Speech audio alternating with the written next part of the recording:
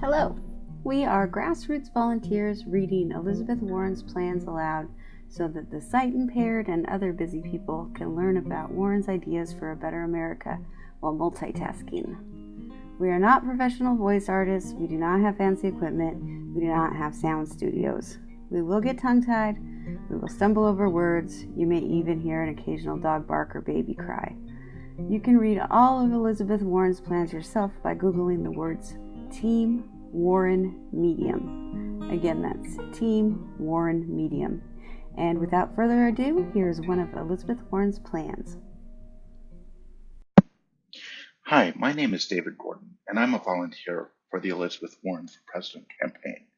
And I'm pleased to share with you today one of Elizabeth Warren's plans that especially is meaningful to me because I'm supporting Elizabeth Warren because of her stance and her plans to fight corruption in Washington, D.C.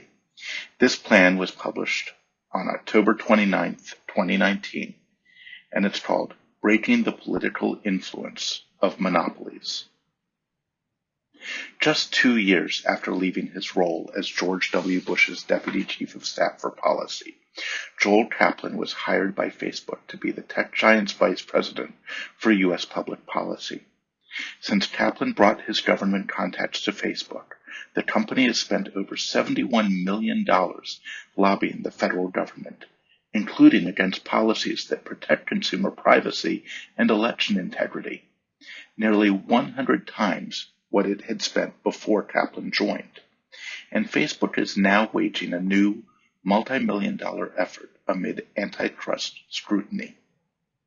Meanwhile, Kaplan continues to flex his Washington Rolodex, sitting directly behind Brett Kavanaugh in a show of support during his confirmation hearing, hosting a party for Kavanaugh after he was confirmed, and accompanying Mark Zuckerberg at a recent closed-door charm offensive with Republican lawmakers.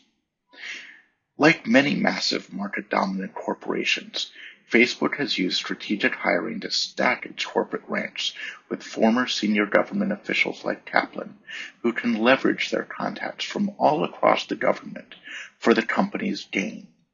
The company has hired staff from the White House, the Federal Trade Commission, the Department of Commerce, the Federal Communications Commission, Senate offices, and congressional committees. Public officials hoping to land a cushy industry job know there will be a chance to go to places like Facebook, and the economic and political influence of these businesses grows exponentially. It's not just Facebook. Today, it is standard practice in Republican and Democratic administrations for giant mega businesses like Pfizer, Google, BP, Citibank, AT&T, Boeing, and Comcast to vacuum up anyone and everyone who leaves one of their government regulators in an obvious effort to leverage their new hires' political connections and use the allure of potential future job offers to extract favorable treatment.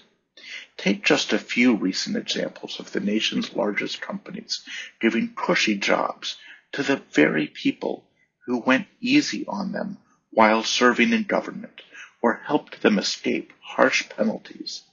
All of this hiring is perfectly legal right now, but it shouldn't be. In 2018, Wells Fargo scooped up HUD's acting general counsel Beth Zork to be its head of public policy as the bank scrambled to recover from a parade of scandals. By the end of the year, it had negotiated a fine that represents 2% of its annual profits to resolve dozens of investigations into its employees opening bank accounts in customers' names without their permission. Fossil fuel giant BP hired Downey Magalhaens, one of the top aides to Interior Secretary Ryan Zinke, after she led an initiative to open up national monuments to drilling and helped the Trump administration scale back safety monitoring rules for offshore oil and gas operations. Less than 9 months later, Downey's friends and former colleagues at the Interior Department gutted a major offshore drilling safety regulation that had been put in place by the Obama administration after BP's Deepwater Horizon explosion killed 11 workers and devastated the Gulf of Mexico. And while in the midst of a 7-year global bribery investigation, Walmart hired Rachel Brand, the third-ranking official at the Justice Department.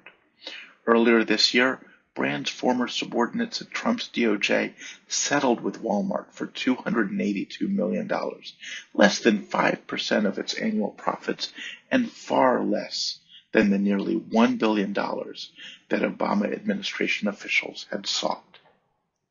It's no wonder our government has allowed these massive corporations to consolidate economic and political power without any real accountability.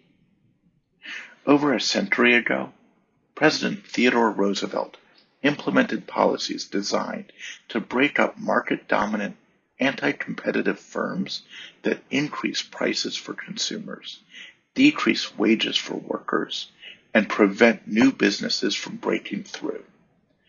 But over the last few decades, this progress has been deliberately unraveled. As the revolving door between the largest corporations and government has spun out of control, our economy has grown much more consolidated, with just 2 companies now controlling over half of the market in each of hardware, pharmacies, car rentals, railroads, shipbuilding, and many other industries. Today, more than 85% of all social networking traffic goes through sites owned or operated by Facebook. Amazon alone controls almost half of e-commerce in the United States. More than a decade after the big banks caused the largest economic crisis since the Great Depression, those same banks are still too big to fail. Hospital concentration has increased by 40% since the mid-1980s, and pharmaceutical companies have gone through wave after wave of consolidation while using their market power to gouge patients with massive price increases. That's why I have promised to expand and aggressively enforce our antitrust laws by breaking up big tech companies and big agribusinesses, and by blocking anti-consumer healthcare mergers and anti-competitive practices in the education sector. And it's why I am committed to stopping these companies from using their monopoly profits to vacuum up government officials to secure favorable treatment. Companies should be able to hire talented people with government experience, and successful private sector professionals should be encouraged to serve in government. But giant corporations should compete on a level playing field, and they shouldn't be able to rig the system by scooping up every available former government official in an effort to get federal regulators off their backs. That's why I have put forward proposals to get big money out of politics and to end lobbying as we know it. And it's why I'm going further to slam shut the revolving door between government and giant dominant firms. My plan to end Washington corruption bans giant corporations, banks, and market-dominant companies from hiring senior government officials for at least 4 years after they leave public office. Corporations worth over $150 billion and companies that control the product or labor supply in their industry will be prohibited from plucking up senior government officials for 4 years, preventing these companies, which are already economically dominant, from using personnel hires to monopolize government contacts and expertise. To deter companies from ignoring the rules, any company that violates this restriction will be required to pay a minimum of 1% of its net profit for a first violation, 2% for a second violation, and at least 5% of profits for any subsequent violation. The Office of Public Integrity A new ethics watchdog that would oversee these restrictions will also have the power to prohibit an offending company from receiving a contract or license from the federal government, or bar the company from employing any federal employees for up to 8 years. My plan also bans massive federal contractors from hiring senior officials for at least 4 years after they leave public office. Like giant banks and corporations, market-dominant mega contractors also scoop up former government officials to stifle competition in the contracting process. And just as market-dominant companies dandle private sector jobs in front of regulators in an attempt to gain favorable treatment, large contractors scoop up former procurement officials in order to help them maintain their dominance over federal contracts using political influence. Just this past week, we learned that the Trump administration awarded a $33 million contract earlier this year to a company with ties to Donald Trump's younger brother. And news broke that Trump had ordered his former Defense Secretary James Mattis to steer DoD contracts away from Amazon because of Trump's personal grudge against Jeff Bezos and the Washington Post, just a few months before Amazon lost out on a massive Pentagon contract. Trump's political directives are clearly illegal, but soft corruption has been endemic in the contracting process long before Trump came into office.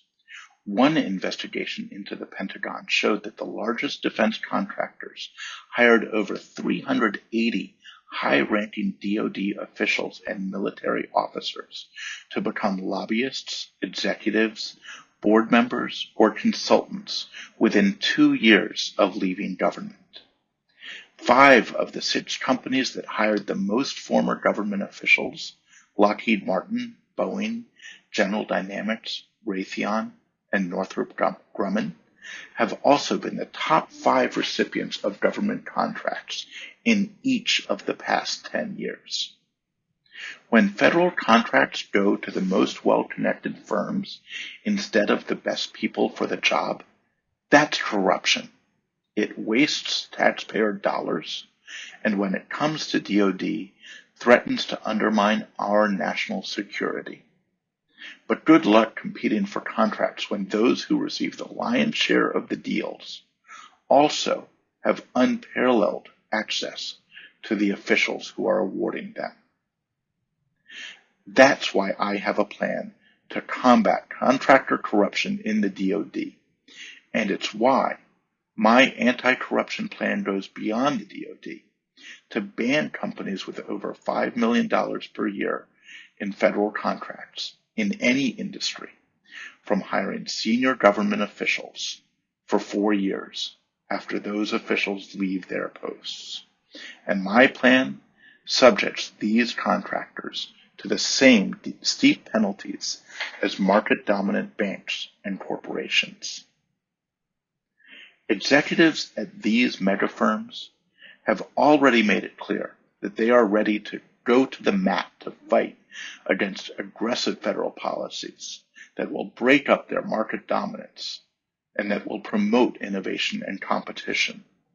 But that's not how our economy or our democracy is supposed to work. Together, we'll close the revolving door between our government and the nation's most powerful companies and break their grip on our economy and our government, because our government should work for everyone and not just for a handful of big corporations. Thank you.